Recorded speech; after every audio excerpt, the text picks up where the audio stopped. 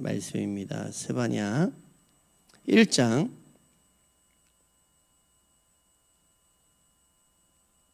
1장입니다. 구약성경 1305페이지 여간에 있습니다. 1305페이지 여간에 있는 스바냐 1장 1절부터 13절까지 있는 말씀입니다.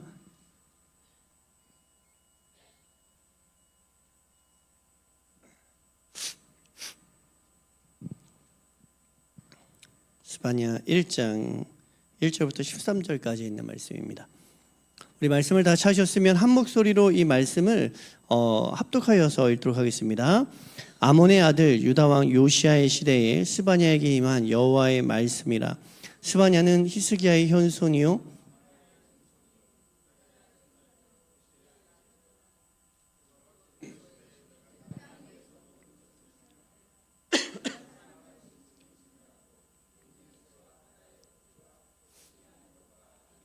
아울러 진멸할 것이라. 내가 사람을 땅 위에서 멸절하리라. 나 여호와의 말이니라.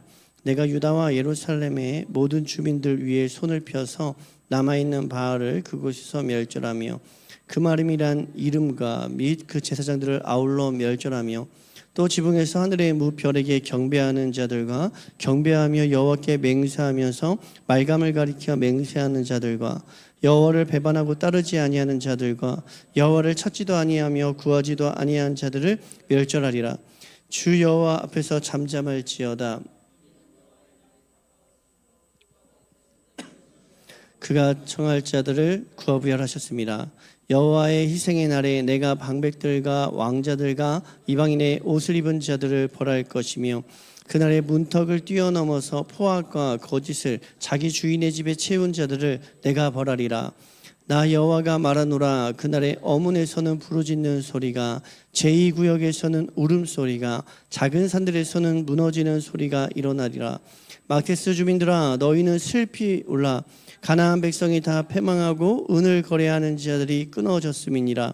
그때 내가 예루살렘에서 찌꺼기같이 가라앉아서 마음속에 스스로 이르기를 여호와께서는 복도 내리지 아니하시며 화도 내리지 아니하시리라 하는 자를 등불로 두루 찾아 벌하리니 그들의 재물이 누락되며 그들의 집이 황폐할 것이라. 그들의 집이 건축하나 거기에 살지 못하며 포도원을 가꾸나 그 포도주를 마시지 못하리라. 아멘. 오늘부터 이제 스바냐의 말씀을 우리가 금요일날 함께 나누려고 합니다. 이 스바냐는 소선지서에 이렇게 12소선지서로 이렇게 묶여져 있지만 사실 이렇게 많이 이렇게 다루지를 않는 우리가 많이 살펴보지 않았던 본문이기도 하죠. 스바냐 하면은 우리가 앞에서 그 이전에 살펴봤던 스가랴가 있어요. 스가랴와 이름이 비슷하잖아요. 그래서 막 헷갈리시는 분도 계시고 한데 이 스바냐는 이제 요시야 시대에 활동했던 선지자이다라고 볼 수가 있습니다. 우리가 그 요시야라는 왕의 이름을 굉장히 잘 알고 있죠. 이 요시야가 아주 그 유명한 업적이 하나 있습니다. 그게 뭐냐하면 율법책을 발견하여서 종교개혁을 일으켰던 사건이에요. 그런데 이 요시야가 율법책을 발견해서 종교개혁을 일으켰을 때에 아마도 이 스바냐와 같은 선지자가 없었으면 그 일을 성공하지 못하지 않았을까라고 생각될 정도로 그 요시야 시대에는 그래도 훌륭한 선지자, 훌륭한 어떤 예언자가 있었다라는 거죠. 그러니까 오늘날 시대에도 사실은 이 예언자, 훌륭한 선지자와 같은 자들이 없으면, 정말 하나님의 말씀을 올바로 사는 자들이 없으면 하나님의 말씀이 이 땅에서 잘 이루어지는 것은 거의 불가능할 것입니다. 그러니까 이 요시야가 훌륭한 왕이기도 했지만 사실은 굉장히 어린 나이에 왕이 된 사람이에요. 어린 나이에 왕이 되어서 처음에는 뭐 힘도 없고 연약한 사람이었습니다. 그렇지만 그가 그럼에도 불구하고 종교개혁을 일으킬 수 있었던 그 원동력은 무엇이었냐 하면 스바냐와 같은 그런 선지자, 그런 하나님의 영을 받은 사람이 그 가운데 있었기 때문에 그런 훌륭한 종교개혁을 일으킨 것이 아닌가라고 생각할 수 있습니다. 그러면 이 요시야 시대에 이스라엘 땅은 어떠했을까?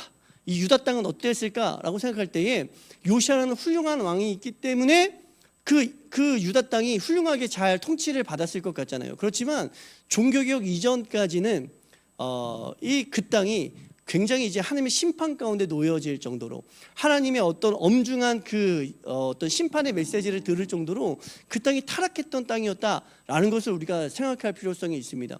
그러니까 종교 개혁을 일으켜야 될 만큼의 타락한 그 상이 유다 땅에 가득했다라는 거죠. 그러한 배경 가운데 우리가 스바냐서를 오늘 이제 들어가게 될 거예요. 이 스바냐라는 그 이름은 여호와께서 숨기신다라는 이름의 뜻을 가지고 있습니다. 여호와께서 숨기신다라는 게 무슨 말이겠습니까? 그 2장 3절을 잠깐 보면은 이렇게 되어 있어요. 2장 3절을 제가 읽어드리면 여호와의 규례를 지키는 세상의 모든 겸손한 자들아 너희는 여호와를 찾으며 공의와 겸손을 구하라. 너희가 혹시 여호와의 분노의 날에 숨김을 얻으리라. 이렇게 이야기를 하고 있습니다. 그러니까 여호와께서 숨기신다라는 이 말은 언제 숨기신다라고 하는가 보니 여호와의 진노의 날이에요. 여호와의 진노의 날에 숨기신다라는 거죠. 누구를 숨기십니까? 스바냐로 이야기가 되지만 스바냐 이름이 여호와께서 숨기신다라는 거지만 사실은 하나님의 백성들을 숨기신다라는 거죠. 여호와의 진노의 날에 하나님의 백성들을 하나님께서 보호하신다. 하나님께서 그들을 숨기시고 지키신다. 이렇게 이야기를 했습니다. 그러니까 하나님의 백성들은 환난이 피해 가는 거예요. 우리가 이제 10월 마지막에 금요일과 토요일에 이제 계시록을 우리가 살펴보지 않겠습니까? 그 계시록에 우리가 계시록 이미 한번 살펴본 내용들이잖아요. 근데 그 내용들이 무엇입니까? 우리를 두렵게 하는 내용이 아니라 오히려 성도들은 승리한다. 성도들은 환난 날에 보호함을 받는다. 성도들은 환난 날에 그 진노의 날에 숨기심을 받는다라는 그 메시지를 강력하게 우리에게 전해주고 있다는 거예요. 그러면서 뭐 하라는 거예요? 담대하라는 거죠. 담대하라. 너희가 평안하라. 두려워하지 말라. 이러한 메시지를 끊임없이 전하고 있는 걸 보게 돼요.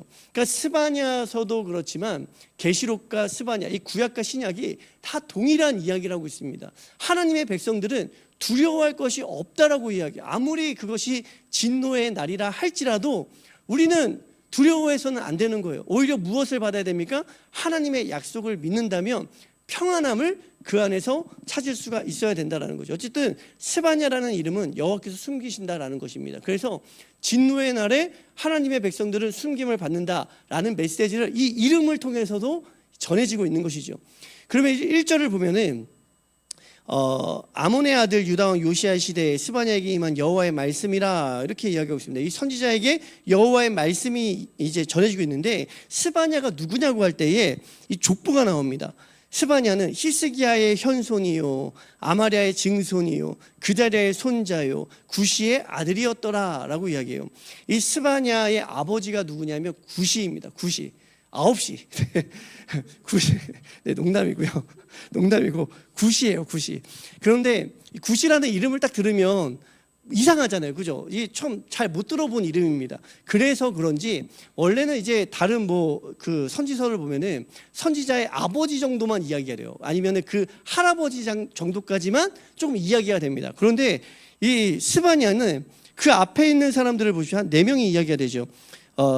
구시의 아들, 그 위에 이제 그자랴의 손자, 아마랴의 증손, 여기까지도 잘 모르는 사람들이에요. 그런데 히스기야의 현손이요 라고 할 때에 히스기야는 우리가 알고 있습니다. 그러다 보니까 이 스바냐가 왕족이구나, 그죠? 왕의 어떤 그 족보 가운데 있는 사람이구나 라는 거를 우리가 생각해 볼 수 있죠. 스바냐니까 혈통이 굉장히 좋은 사람이에요. 그러니까 그런데 그러한 훌륭한 혈통을 가졌음에도 불구하고 그가 그 왕궁에 거하는 것을 즐겨하지 아니하고 하나님의 말씀을 전하는 거리로 나왔다라는 거, 하나님의 메시지를 전하는 그 선지자의 삶을 살았다라는 것이 그의 믿음을 보여주는 거예요. 그가 얼마나 신실한 자인가. 특별히 여호와의 말씀이 스바냐에게 임했다라고 이야기합니다. 그러니까 이 사명이라는 게 그렇게 이 사람을 끌어가는 거죠. 끌어가는 것입니다. 제가 이제 신학교에 딱 들어갔을 때에 항상 교수님들이 처음에 물어보는 게 있어요. 뭐냐 하면 소명을 받았습니까? 라는 거예요. 소명을 받았습니까?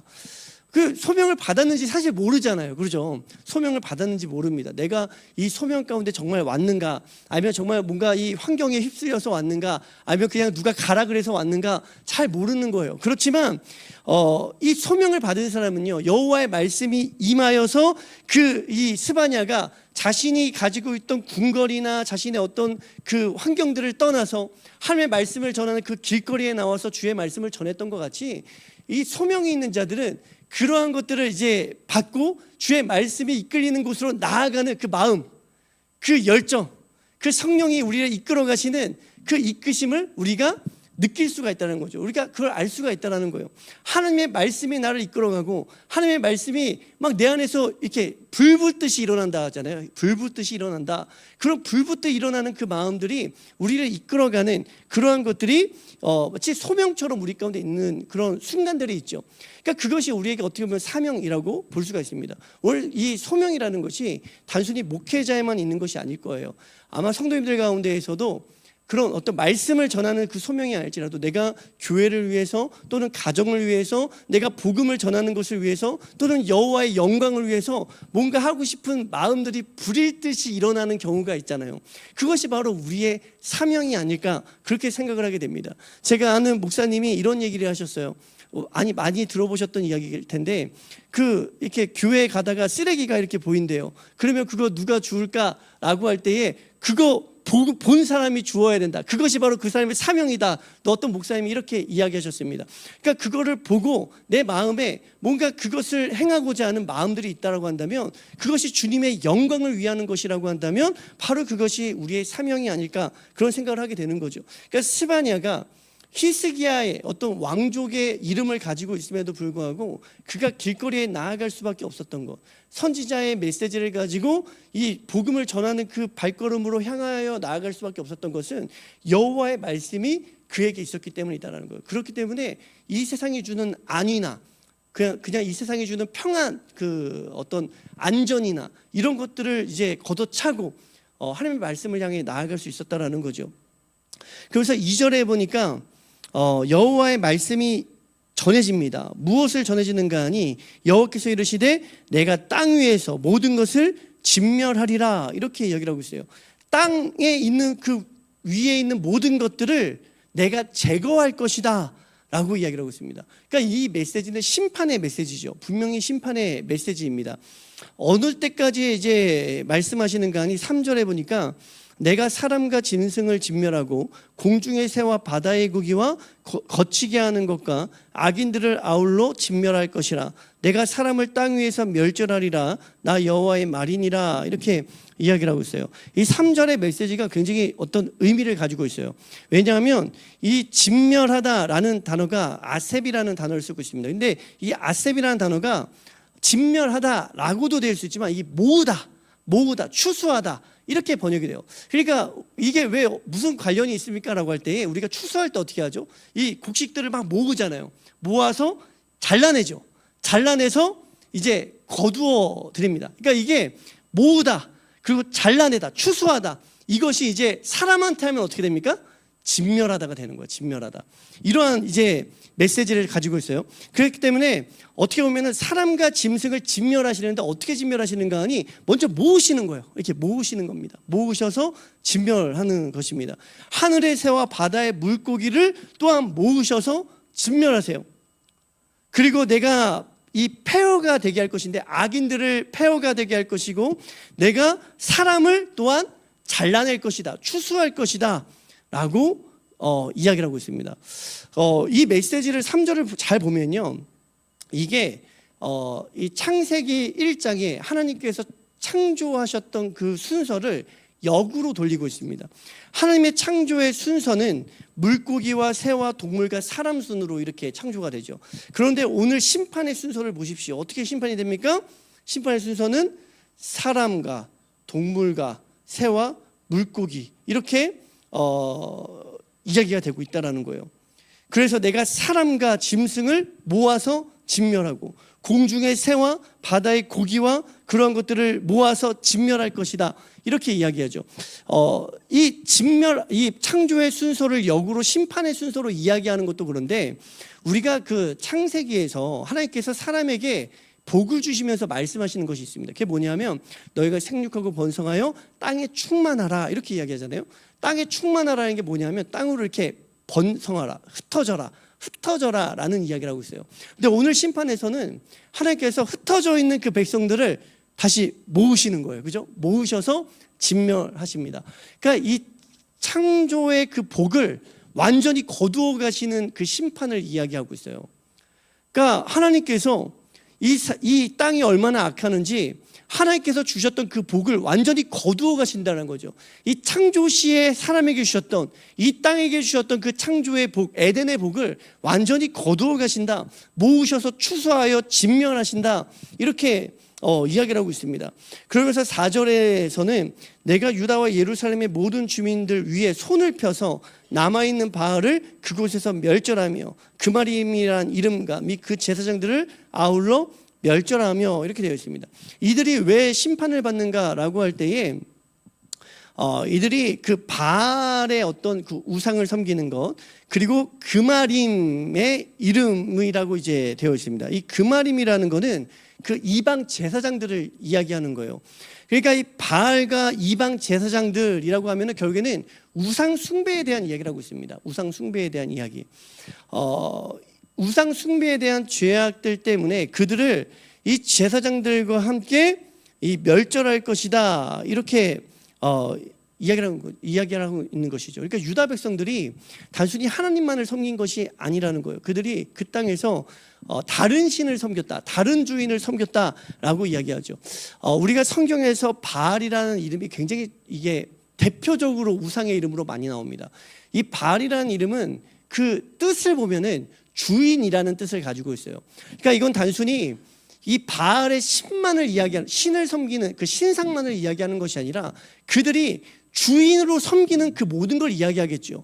오늘날은 우리가 주인으로 섬기는 것이 무엇이 있겠습니까? 뭐 각자가 하나님보다, 또는 정말 이 하나님의 이 말씀보다 더 귀하게 여기는 것, 더 어떤 우리가 쫓고 있는 그것이 바로 바알이 될 거예요. 우리에게는 바알이 될 것입니다. 그 주인이 된다라는 거예요. 그러니까 이 주인이라는 것이 그 예수님의 말씀처럼 하나님과 돈을 겸하여 섬길 수가 없다라고 하는 것처럼 우리가 무언가를 섬기는 것, 그것이 바로 우리에게는 바알이 된다라는 거죠. 이스라엘 백성들이 이때에 하나님을 예배하지 않았는가? 그렇지 않다는 걸 우리가 잘 알고 있죠. 하나님을 예배했습니다. 하나님께 제사를 드렸습니다. 때가 되면은 예루살렘에 와서 제사를 드리고 번제를 드리고 여호와를 위하여 예배를 드렸던 거예요. 그런데 주님께서 뭐라고 이야기하냐면 너희가 바알을 섬긴다라고 이야기하죠. 너희의 주인은 바알이다라고 이야기해요. 하나님과 바알을 겸하여 섬기는 것도 아닙니다. 하나님의 말씀은 무엇입니까? 너희가 바알을 주인으로 섬기고 있다. 너희의 주인은 내가 아니다. 이렇게 이야기를 하고 있다라는 거예요. 그래서 그들 가운데 심판의 메시지가 전해지고 있는 것이죠.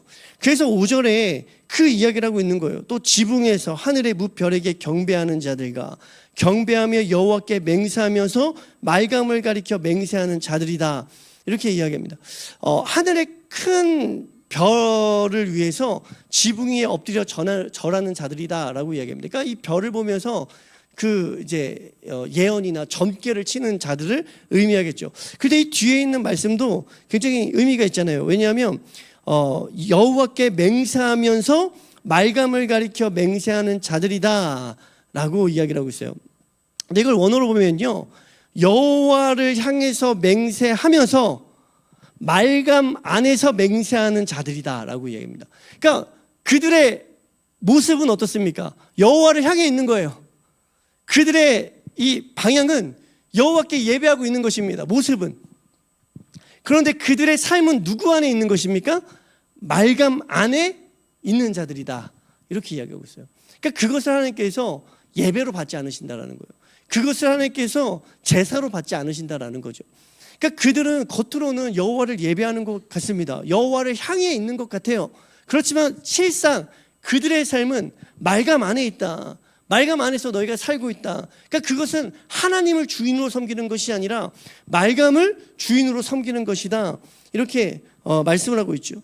6절에서도 여호와를 배반하고 따르지 아니하는 자들과 여호와를 찾지도 아니하며 구하지도 아니한 자들을 멸절하리라, 이렇게 얘기합니다. 여호와를 배반하다라는 것은 여호와의 뒤로 물러가는 자들이에요. 그러니까 여호와를 이렇게, 재밌는 표현이에요. 이거 되게 재밌는 표현인데, 여호와께서 이렇게 가십니다. 우리가 여호와의 길을 따라가잖아요.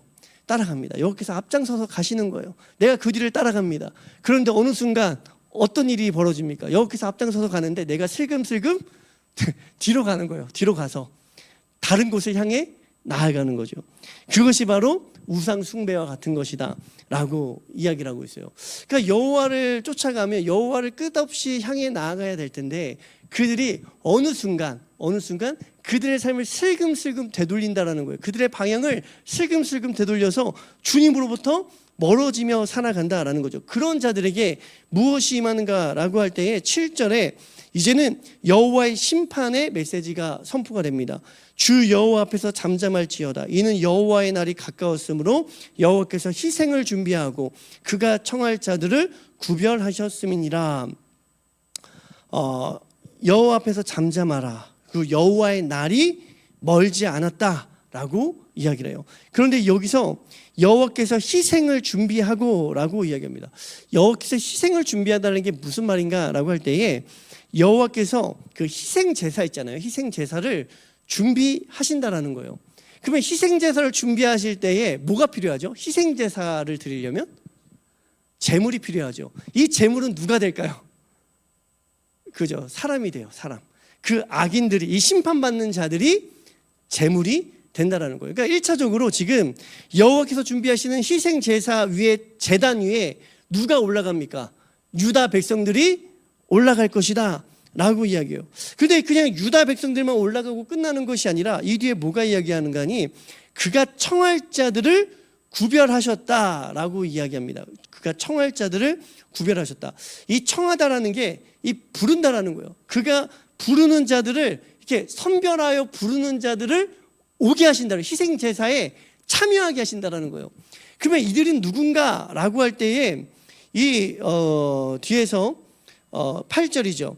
여호와의 희생의 날에 내가 방백들과 왕자들과 이방인의 옷 입은 자들을 벌할 것이다 라고 이야기하죠. 여호와께서 먼저는 유다를 심판을 하시는 거예요. 그런데 거기서 끝나는 게 아니라 이게 초청을 합니다.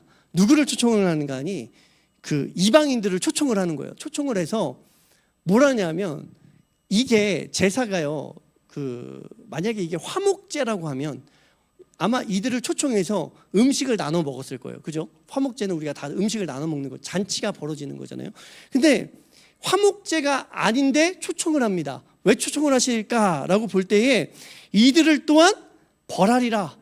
이들을 또한, 그 유다를 먼저 벌하시고 두 번째로 이 이방인들을 초청해서 벌하시기 위하여 이들을 초청한다라는 거예요. 그러니까 사실은 그 하나님의 이 심판을 벗어날 자들이 없다라고 이야기를 하고 있는 것이죠. 심판을 벗어날 자들이 없을 것이다 라고 이야기해요. 그것이 8절에도 그대로 이야기가 되고 있습니다. 여호와의 희생의 날에, 이거 희생 제사의 날에 내가 방백들과 왕자들과 이방인의 옷을 입은 자들을 벌할 것이다. 그날의 문턱을 뛰어넘어 포악과 거짓을 자기 주인의 집에 채운 자들을 내가 벌하리라, 이렇게 이야기해요. 그러니까 이방인들마저도 이 주님의 날에는 심판을 받게 되는 거예요. 그러면 이 주님의 날이라는 거는 정말 이 마지막에 종말의 날을 마치 보여주는 것과 같잖아요. 그날에는 이 유다 백성들, 하나님의 백성이라고 이야기하면서 주님을 섬기지 아니하는 자들도 심판 가운데 있겠지만, 그들만 끝나는 것이 아니라 방백들을, 이방인들을 또한 초청한다라는 거예요. 심판받을 자들 막 부르셔가지고 그들을 또한 심판한다, 이렇게 이야기합니다. 이 심판을 벗어날 자가 없다라고 이야기합니다. 스바냐서가 심판의 메시지가 완전히 아주 강력하게 선포되고 있는 것을 보게 돼요. 그러니까 10절에서도 나 여호와가 말하노라. 그날에 어문에서 부르짖는 소리가, 제2구역에서는 울음소리가, 작은 산들에서는 무너지는 소리가 일어나리라. 그리고 막대서 주민들아 너희는 슬피 울라. 가나안 백성들이 다 패망하고 은을 거래하는 자들이 끊어졌음이라. 이렇게 얘기죠. 그리고 그때에 내가 예루살렘에서 찌꺼기같이 가라앉아서 마음속에 스스로 이르기를 여호와께서는 복도 내리지 아니하시며 화도 내리지 아니하시리라 하는 자를 등불로 두루 찾아 벌하리라. 이렇게 말씀하세요.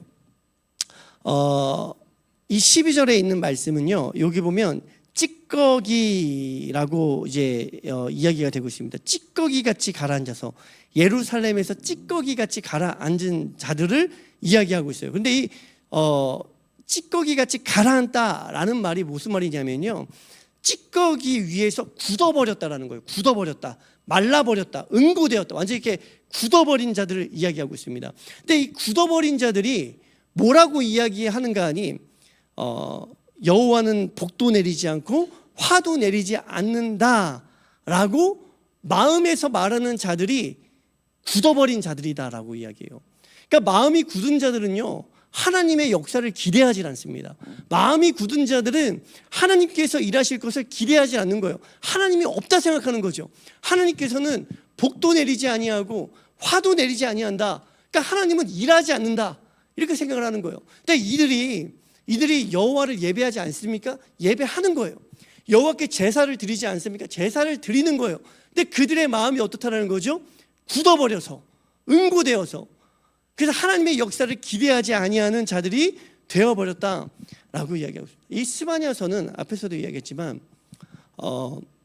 심판의 메시지를 굉장히 강력하게 전달하고 있습니다. 여호와 하나님께서 심판의 메시지의 중심 내용이 뭐냐면, 여호와 하나님께서 제사를 준비하신다는 거예요. 스스로 제사를 준비하신다. 이 사람들이 여호와를 위하여 제사를 드리는 것이 아니라 여호와 하나님께서 제사를 준비하신다는 거죠. 근데 그 제단을 준비하시고 제사를 준비하시는데 그 제단 위에 올려지는 제물이 누구라는 것입니까? 사람이라는 거죠. 사람. 우리가 그 제단 위에 올라가야 되는 자들이다 라고 이야기를 하고 있어요. 유다가 심판을 받고 초청받는 방백들이 심판을 받습니다. 이스라엘만 심판을 받는 것이 아니라 우리와 같은 이방인들, 하나님을 몰랐던 자들, 또는 하나님을 알면서 섬기지 아니하는 자들, 그들이 다 부름을 받아서 제단 위에 올라가게 된다는 거예요. 제단 위에 올라가서 심판의 불을 맞게 될 것이다 라고 이제 이야기가 되고 있는 것이죠. 여기 한번 보십시오. 이 심판을 받는 자들을 한 번 더 보세요.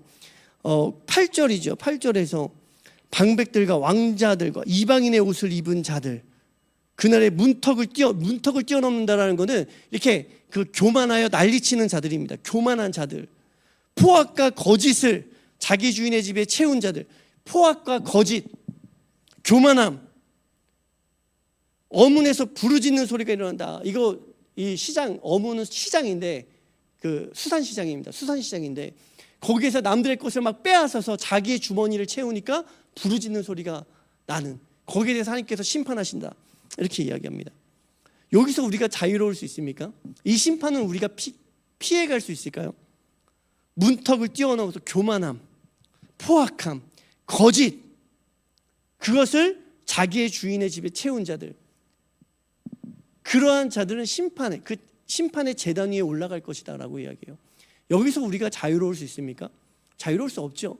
그러니까 사실은 그 제단 위에 올라갈 사람은 그냥 단순히 이 성경에 나오는 유다민족만이 아니라 그냥 이 시대에 살던 이방인들만이 아니라 누구도 이 제단 위에 올라갈 수밖에 없습니까?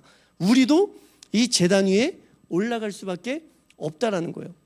그런데 이 스바냐서는요, 제가 읽어보니까 이 역전의 말씀들이 있는 내용들입니다. 역전의 말씀들이 있어요. 왜냐하면 제가 이 메시지를 이렇게 구약 성경 한번 이야기할 때 이 이야기 한 적이 있는 것 같습니다. 하나님께서 이 심판의 메시지를 주시는 이유는 무엇이겠습니까? 너희 심판 받으니까 끝났어, 이렇게 이 이야기를 전하기 위해 주시는 것입니까? 그렇지 않죠. 무엇이죠? 이 말씀을 들었으면 회개하라는 거죠. 너희가 기회가 있다는 거예요. 메시지가 들릴 때는, 선지자가 메시지를 전할 수 있는 때는 기회가 있는 시간이라는 것입니다. 돌이킬 수 있는 시간이라는 거예요. 마치 요나가 니느웨에 가서 하나님의 그 심판의 메시지를 전했을 때에 그들이 회개하여서 하나님의 용서를 받았던 것처럼 지금 이 메시지가 우리의 귀에 들린다라는 거는요, 이 용서받을 수 있는 시간이 있다라는 거예요. 그러니까 이 스바냐가 이 메시지를 전할 때에 이 구약의 사람들은 시간이 있다는 것입니다. 사람들은 아직 기회가 있다는 메시지를 전해 듣고 있는 거예요. 뿐만 아니라 하나님께서는요, 그러니까 그것 자체도 은혜이죠. 메시지를 듣게 하시는 것 자체도 은혜예요. 그런데 더 놀라운 은혜는 뭐냐 하면 이 하나님의 약속을 하나님 스스로가 어떻게 하십니까? 뒤집어 엎으신다라는 거예요. 뒤집어 엎으신다. 이게 하나님의 사랑이죠. 하나님께서 내가 심판을 준비할 거야. 내 스스로 제사를 준비할 거야. 그래서 그 제단 위에 너희들을 올려놓을 거야. 이렇게 말씀하시는데 그 심판의 날에, 결국에는 그 종말의 날에 어떻게 하십니까? 우리를 올려놓으시는 것이 아니라 누구를 올려놓으시죠? 그죠? 예수 그리스도를 그 제단 위에 올려놓으시는 거예요. 그러니까 우리가 십자가를 볼 때에 그 십자가는 사실은 예수님이 달리셔야 되는 십자가가 아니라 누가 달려야 되는 것입니까? 우리가 달려야 되는 십자가다. 우리가 끊임없이 이야기하지 않습니까? 이 심판의 제단은 예수 그리스도가 올라가야 되는 심판의 제단이 아니라 누가 올라가야 되는 것입니까? 우리가 올라가야 되는 심판의 제단이었다라는 거예요. 그것이 원래 하나님의 메시지였다라는 거죠. 그럼에도 불구하고 하나님께서 이 심판의 약속을 뒤집어 엎으시죠. 스스로가 이 심판의 약속을 뒤집어 엎으시는 거예요. 그리고서는 예수 그리스도를 그 심판의 자리에 올려놓으시죠. 무엇이 그 심판의 메시지를 뒤집어 엎으시게 만들었겠습니까? 하나님의 사랑이에요. 하나님의 사랑. 하나님의 사랑이 하나님 스스로가 말하셨던 이 메시지를 뒤집어 엎으실 정도로 우리를 향하신 하나님의 사랑이 크시다라고 이야기합니다. 놀랍게도 그 예수님께서 사역하셨던 그 사역의 일들을 보면요, 오늘 본문에 보면은 하나님께서 12절에 내가 예루살렘에서 찌꺼기같이 가라앉아서 찌꺼기같이 마음이 굳은 자들을 심판할 것이다 라고 이야기해요. 심판할 것이다.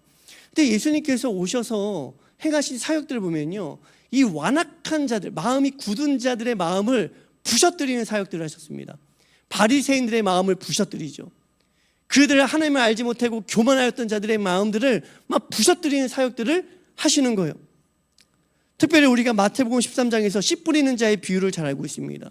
그 비유의 내용이 무엇입니까? 그 땅에 떨어진 것, 길가에 떨어진 것, 가시덤불에 떨어진 것, 돌밭에 떨어진 것들 다 마음이 굳은 자들이죠. 굳은 자들이에요. 그럼에도 불구하고 그곳에 끊임없이 무엇을 심으신다라는 거죠?